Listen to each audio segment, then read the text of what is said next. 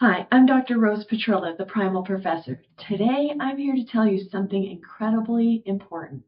You are not doomed by your DNA. I know that might sound like a very bold statement, but I've lived it. I have the genetic markers for obesity, high cholesterol, Alzheimer's, heart disease, and by the time I was 45 years old, many of those risks were expressing.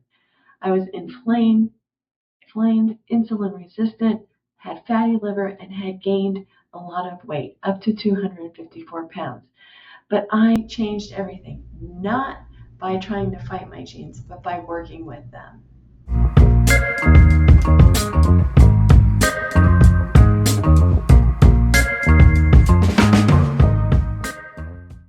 So, epigenetics is the science of how your behaviors, environment, and daily choices influence which genes get turned on and off.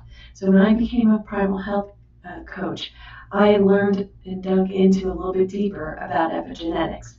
And you can think of them like genes, your genes like a piano. You're born with a fixed set of keys, but your lifestyle determines which ones get played and how beautifully. Or if you prefer a more bolder image, genetics could load the gun, but lifestyle pulls or disarms the trigger. Our genes have evolved over millions of years in a world where we've moved constantly, ate real food, and experienced natural rhythms of stress, sun, sleep, and play. Today, we sit too much. We eat processed foods. We get artificial light instead of sunshine and live in a constant state of stress, sometimes 24/7. This mismatch causes massive disruption to our health.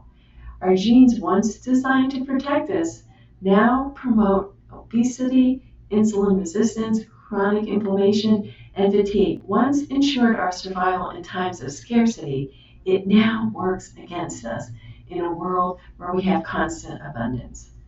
Obesity and metabolic dysfunction and cognitive decline all stem from that disconnect. So let me tell you how I know this firsthand. Some of you may have watched my previous videos. I was 45, I had bariatric surgery, lost 60 pounds, but I still struggled. I had 2 high-risk pregnancies. I gained and lost the same 20 pounds for nearly a decade. And even at a lower weight, I still had some signs of prediabetes, fatty liver, and inflammation. It was much better, but it was still there. In 2019, I drew the line in the sand and I shifted to a ketogenic ancestral lifestyle. That's when the real healing began. So my blood work showed the transformation. My fasting insulin improved. My liver enzymes dropped. Inflammation markers came down. But I also learned that I was a hyper-responder, and my LDL, which they considered high, normally shot way up. This is where genetic testing helped me dig deeper. I carry several high-risk genes.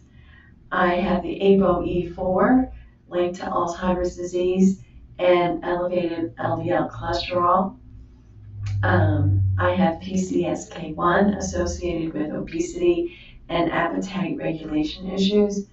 I have LPA, which increases hereditary risk of cardiovascular disease.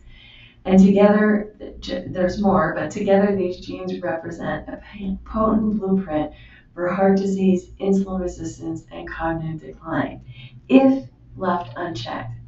It's a signal to intervene, to act, and to take ownership of my health before the genes had the chance to fully express their risk. That's exactly what I did, and I'm here to show you how. So the standard medical algorithm wasn't working for me. I couldn't get the advanced tests that I needed to make informed decisions. I was told I was fine until I pushed harder. That's when I realized if I wanted real answers, I had to step out of the box and take ownership of my own health. I worked with Dr. Arthur Agustin, best known for creating the South Beach diet and pioneering the coronary calcium score, who didn't just plug me into that system. He ordered an advanced lipid panel, genetic testing, and a clearly heart scan. Did my carotid scans personally, stress tests, you name it, craft test, everything. The results showed 0 calcium score, 0 soft or hard plaque, low insulin and inflammation, and we trialed Zetia because I did not want a statin, and that's a medication that blocks cholesterol absorption in the gut.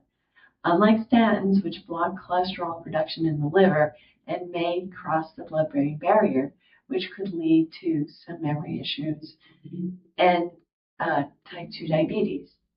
Zetia worked beautifully for me. No side effects, no memory issues, no fear. And if you want to learn more about the deeper science behind heart disease and cholesterol, I highly recommend watching the conversation between Dr. Arthur Agustin, Ivor Cummins, and his patient. It's incredibly insightful. I included the link in the description below, so you can check it out, and that's how I found him. So when we talk about gene expression, we're talking about how your cells read your DNA. Your environment can add or remove these chemical tags on your DNA, like methyl groups, or they can loosen the histone spool that wraps around your genes. These mechanisms, DNA methylation and histone modification, and much more, can control your genes, control which genes get activated and how strongly. You're not changing your genes, you're changing how your body uses them. And here's the exciting part. Dozens of daily habits have been shown to impact gene expression in a positive way. Things like fasting or time-restricted eating, eating nutrient-dense and anti-inflammatory foods, prioritizing quality sleep, maintaining stress through breathing, meditation, or prayer, sunlight exposure and vitamin D production, regular movement and resistance training. All of these signal your body to activate healing, fat-burning, anti-inflammatory pathways, and to quiet down the genes that drive disease. So why does the ketogenic and carnivore diets work so well?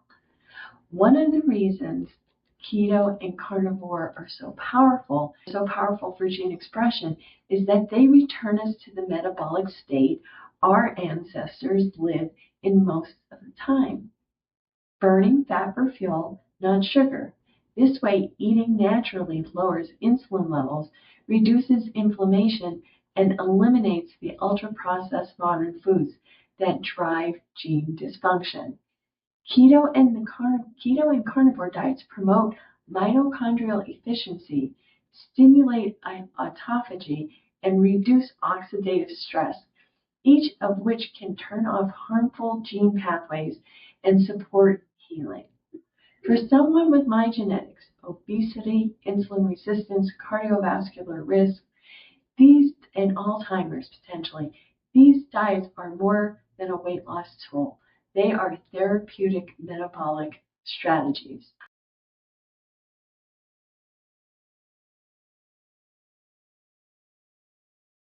I eat real food. I avoid toxic processed things. I move frequently. I lift heavy things. I sprint occasionally with my foot. I use an elliptical. I get good sleep. I play more, get sun, avoid dumb mistakes so I don't power my own motorcycle anymore, and I use my brain hard every day. These aren't fads. They're encoded into our DNA, and that's what our genes expect, to stay healthy. So today I'm leaner, stronger, sharper, and still plaque-free, except for within my carotids. What's even more striking is seeing the difference between my journey and that of my brother. We share many of the same genetic risks, but our outcomes have diverged dramatically. While I focused on root cause healing, dietary changes, and lifestyle alignment, he followed the conventional path multiple prescriptions, early statin use, and now struggles with short-term memory and polypharmacy. It's a powerful reminder our genes may be the same, but how we live determines how they express. I take a baby aspirin and Zetia, and that's because of the LPA. And that's it. My genetics didn't change, but how they're expressed, an entirely different story. So you are not stuck. You are not broken. You are not a victim of your family history. You have the power to tell your genes exactly what to do. And start with one small change today. Walk more, eat whole foods, go to bed earlier. We can do these things. A lot of these things we should be doing anyway. This is how we turn off disease.